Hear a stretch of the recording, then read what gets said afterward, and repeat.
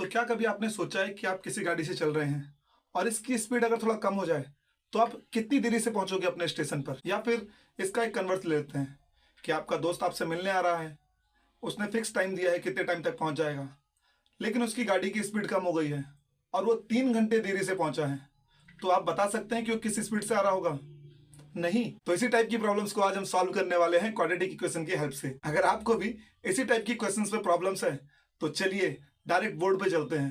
तो हमको कहता है कि ट्रेन चल रही है 480 किलोमीटर, उसने डिस्टेंस कवर की है एक यूनिफॉर्म स्पीड से। ठीक है जी। उसके बाद बोलता है कि अगर उसकी स्पीड कितने कम हो गई, 8 किलोमीटर पर आवर कम हो गई है और अब उसने 3 घंटे ज्यादा टाइम लिया है। ठीक है जी। तो हमको बोल रहा है सेम डिस्टेंस कवर करने में 3 घंटे ज्यादा टाइम लिया है, तो हमको बोलना है कि अब जो स्पीड है उसे हमें बताना है। ठीक है। तो ठीक है, तो हमने बोला कि भाई 2 पॉइंट है, ए से बी, ये ए हो गया ये बी हो गया, इनके बीच के डिस्टेंस 480 किलोमीटर है। ठीक है। अब हम मान लेते हैं सपोज इस डिस्टेंस को कवर करने के लिए, है ना, इस डिस्टेंस को कवर जब कर रही है ट्रेन ना, तो उसकी स्पीड हमने ले ली x किलोमीटर पर आवर। ठीक है जी। तो यहां से अब इस डिस्टेंस को कवर करने के लिए उसने टाइम t1 ले लिया, हमने ये भी कैलकुलेट कर लिया। ठीक है। तो हम लिख सकते हैं लेट्स, है ना, uniform speed is equal to, हमने लिख लिया x किलोमीटर पर आवर। ठीक है जी। इसके बाद टाइम टेकन, है ना, time taken to cover the distance, इस डिस्टेंस को कवर करने में कितना टाइम लिया, हमने उसको ले लिया टी वन आवर्स। ठीक है जी। टी1 आवर ले लिया हमने उसको। इसके बाद हमको स्पीड का फॉर्मूला पता है, स्पीड इज इक्वल टू होती है डिस्टेंस अपॉन टाइम।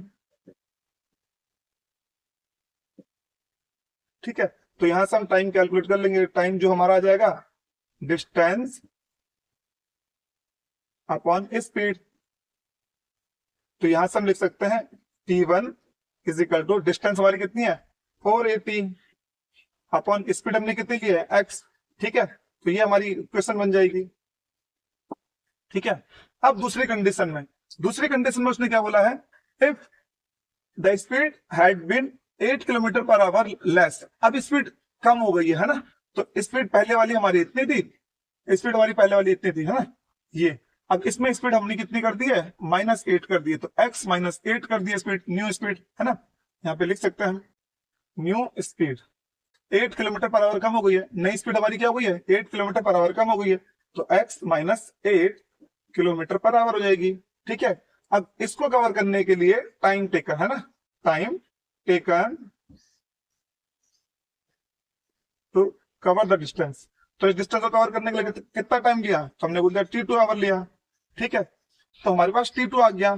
तो जैसे हमारा time is equal to distance upon speed था, इसी फॉर्मूले से हम नया टाइम भी निकाल सकते हैं। तो हमारा t2 यहां से आ जाएगा, डिस्टेंस तो हमारी सेम रहेगी, अपॉन स्पीड कितनी हो गई अब x -8, तो ये हमारी नई स्पीड हो गई है। ठीक है। अब हमें देखिए, अब एक चीज समझिए कि जब आपकी स्पीड कम हो गई है तो आप ज्यादा टाइम लेंगे ना, स्पीड कम होने का मतलब टाइम ज्यादा, और स्पीड तेज का मतलब टाइम कम।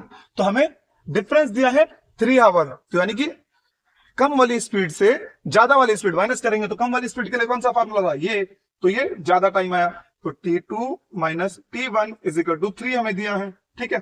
t2 की वैल्यू रख लेंगे, t1 की वैल्यू रख लेंगे, तो t2 की वैल्यू रखते हैं 480 अपॉन x -8 माइनस कितना आ जाएगा ये हमारा 480 upon x is equal to 3 our.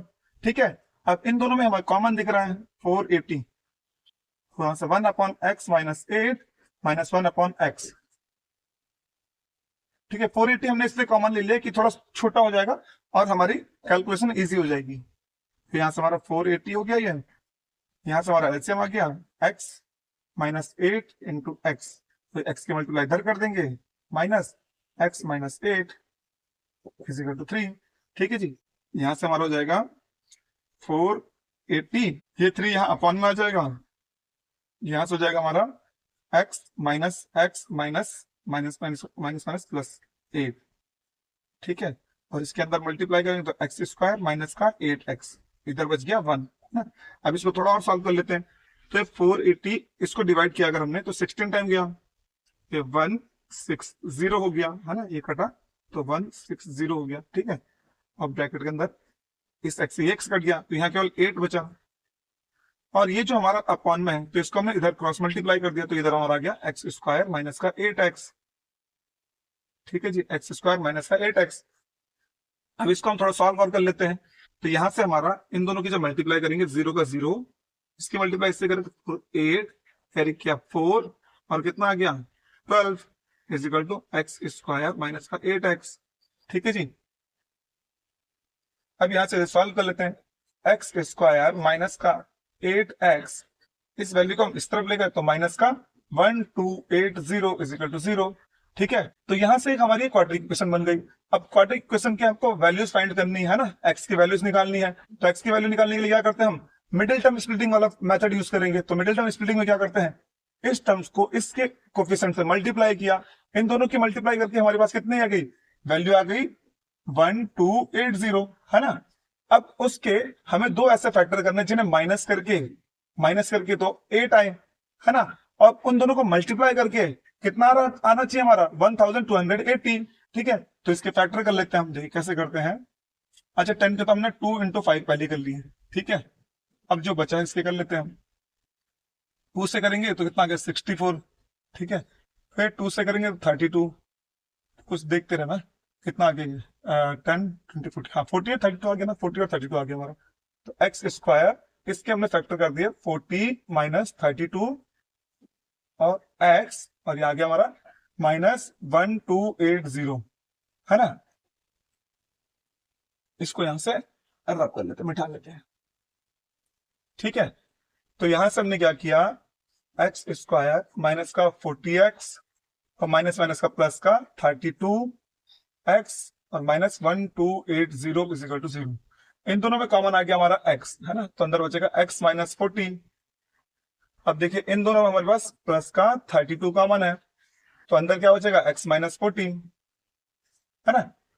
अब ये वाला सॉरी ये और ये दो टर्म हमारे क्या कॉमन है, ये दोनों टर्म कॉमन है तो ले लिया x माइनस 40 और x plus 32 is equal to 0। तो यहां से हमने बोला if x minus 40 is equal to 0, यानी कि एक बार इस वैल्यू को हम इस 0 के अपॉन में ले गए तो x माइनस 40 की वैल्यू हमारी 0 आ गई। तो यहां से x इज इक्वल टू हमारे पास आ जाएगा 40, है ना। तो हमने क्या बोला था x की किलोमीटर पर आवर में, तो आ जाएगा हमारे 40 किलोमीटर पर आवर, ठीक है। और हमने बोला इधर इफ क्या x plus 32 is equal to 0, तो x की वैल्यू आ जाएगी हमारी माइनस का 32 किलोमीटर पर आवर, ठीक है। अच्छा देखिए स्पीड हमारी माइनस में आ गई तो ये क्या हो जाएगा हमारा, रिजेक्टेड कर देंगे, इसको हम रिजेक्ट कर सकते हैं ना, ये इनवैलिड हो जाएगा हमारा, क्योंकि स्पीड हमारी नेगेटिव में नहीं आती है। तो हमारा आंसर क्या आ गया, हमारी स्पीड क्या आ गई, speed of the train, speed of the train is equal to कितनी आ गई 8 किलोमीटर 40 किलोमीटर पर आवर। तो ये हमारी स्पीड आ गई, ठीक है। तो इस क्वेश्चन में हमने किया क्या, देखिए हमारे पास डिस्टेंस दिए फिक्स है, ठीक है। एक गाड़ी चल रही है किसी स्पीड से, अब सडनली क्या होता है, उसकी स्पीड कम हो जाती है 8 किलोमीटर पर आवर।